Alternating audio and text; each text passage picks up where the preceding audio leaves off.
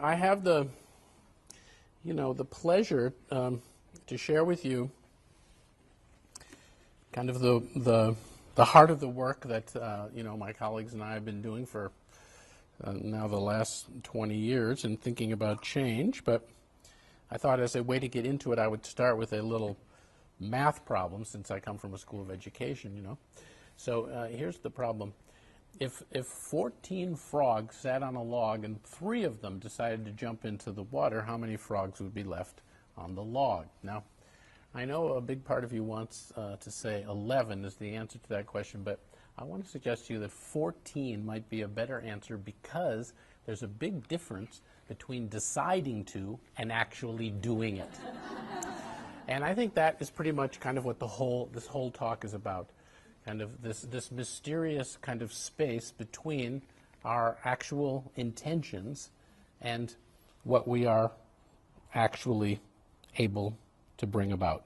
If at the beginning of the book, Immunity to Change, we quote this study from the health sector where we've ended up doing quite a lot of work, and it's a study that has now been replicated a few times and has a lot of different versions to it. But the one that we mention in the book is that if heart doctors tell their seriously at-risk heart patients that they are likely to literally die if they don't change their ways of living around diet, exercise, smoking, and the like, it still turns out that only 1 in 7 patients can actually make the changes.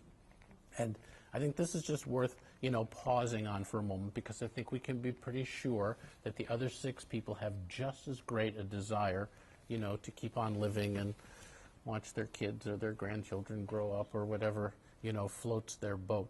And if we cannot make the changes that we would want to make to literally keep ourselves alive, then, what does this say about all the other changes which we may even urgently feel, but which are not life and death matters?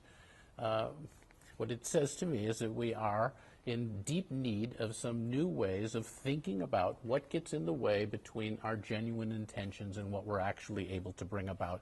And that question is the one that my colleagues and I have been researching now for quite some time. And we think we've actually, not solved it. The century's just getting started. But we do think that we have sort of happened upon some little piece or clue of this mystery, and essentially it's kind of my purpose to try to share that with you tonight, and then make a little space for us to have a chance to talk back and forth about it.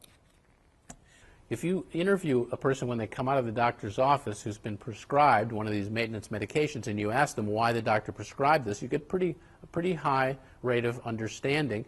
And then you ask them, if I come back in a year to see if you're taking it, because it's prescribed that you should take it, for the rest of your life. So if I come back in a year to see if you're taking it, what do you think is the probability that you'll be taking it? And they look at you like you're nuts. They say, well, the doctor said to me I could have a stroke and die if I don't take it, that it has no negative side effects, and that it's covered by my insurance. So, I'd say about 100% is the likelihood. Why wouldn't I just take it, and brush my teeth or whatever I do at night? I'll pop one of these pills. Why wouldn't I?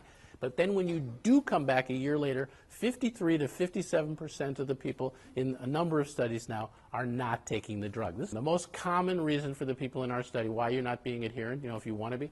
I don't know. That was the most common reason. The second most common was things like, well, something comes up, or I get busy, or something like that. We've come to learn that these non-reason reasons are evidence usually that the person is captive of this thing that we're calling the immunity to change. So let me show you, an X-ray from one of the guys in this study, and, what was his map? So his improvement goal was pretty much the same as every person in the study, to take the medications every day as prescribed and refill them on a timely basis. Then he had to tell himself, all the things that he's doing and not doing instead. And he said, I don't take them regularly. I stop for long periods or stop entirely. I don't refill them promptly when they run out. And when I get those automatic phone messages from the pharmacy, I just hang up on them right in the middle of the message. Now, so the first thing that we ask them to do is to think about how they would feel if they even tried to do the opposite of each of the behaviors in the second column. So let me give you an example of how this went. So I'm talking to this gentleman on the phone, and I said to him, okay, so that you've been very honest. You want to be compliant, but you don't take the drug every day, and when they run out, you don't refill them promptly, and so on. So tell me this. What would be your biggest worry if you did take the drug every day? And he said to me, if I don't take that drug every day, my biggest worry is I could have a stroke and die.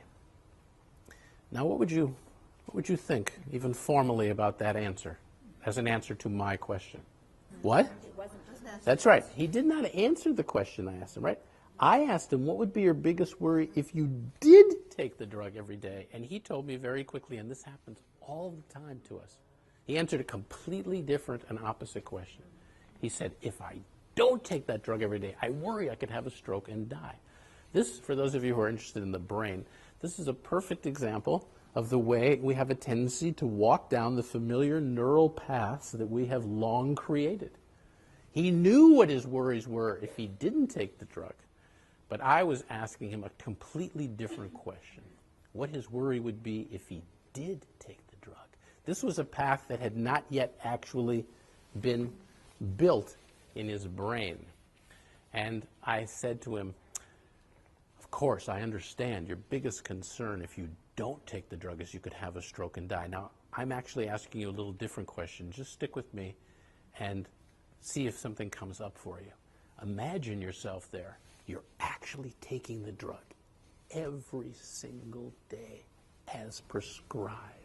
And then what I wanted to say was, what would your worst feeling be about that? But I never actually got that far.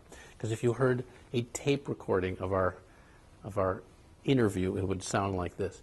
So imagine yourself, you actually are taking this drug every single day as... If I have to take that damn drug every single day, he said, I'm going to feel like an old, sick man. I'm going to feel more like my father's generation who's in a nursing home, who I'm not visiting, by the way. Oof.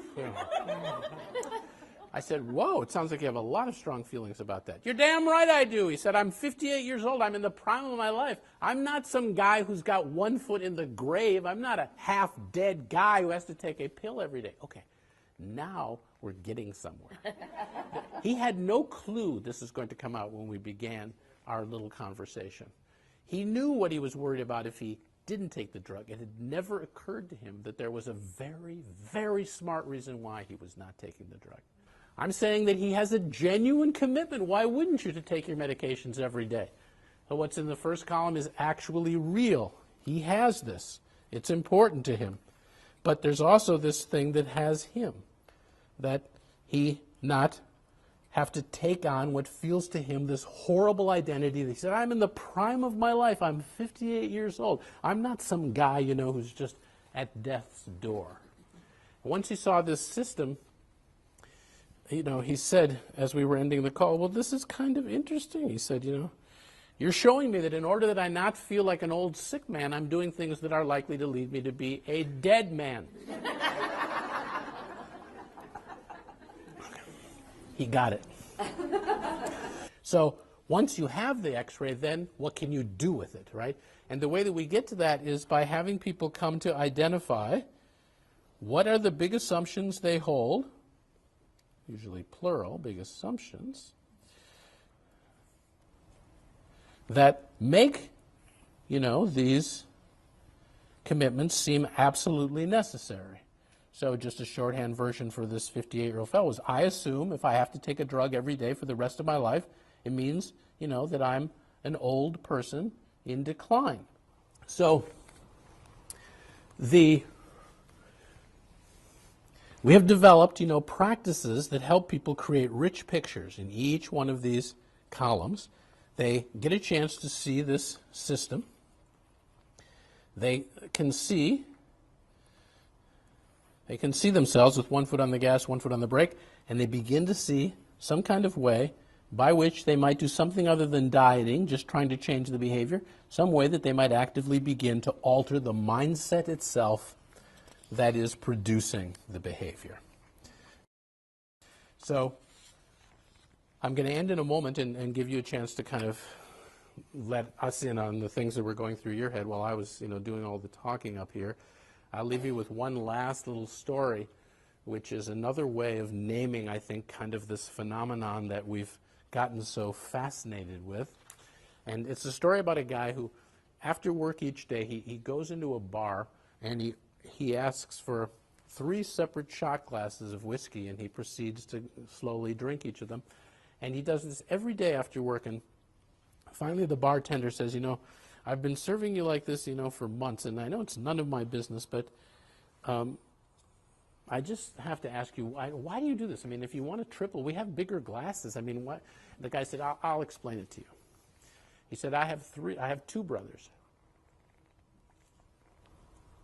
And for many years, we all lived together here in the city. At the end of work each day, we'd go off to a bar, and we'd each have a drink, and we'd sit around, tease each other, and talk about the day. And it was just a nice way that we stayed together. But modern life being what it is, their work has taken each of them far away. One lives in Atlanta now, one lives in London. We obviously can't get together at the end of work each day. So what we each do is at the end of work in our respective time zones, we go to our favorite bar or pub, and we each order the 3 separate glasses.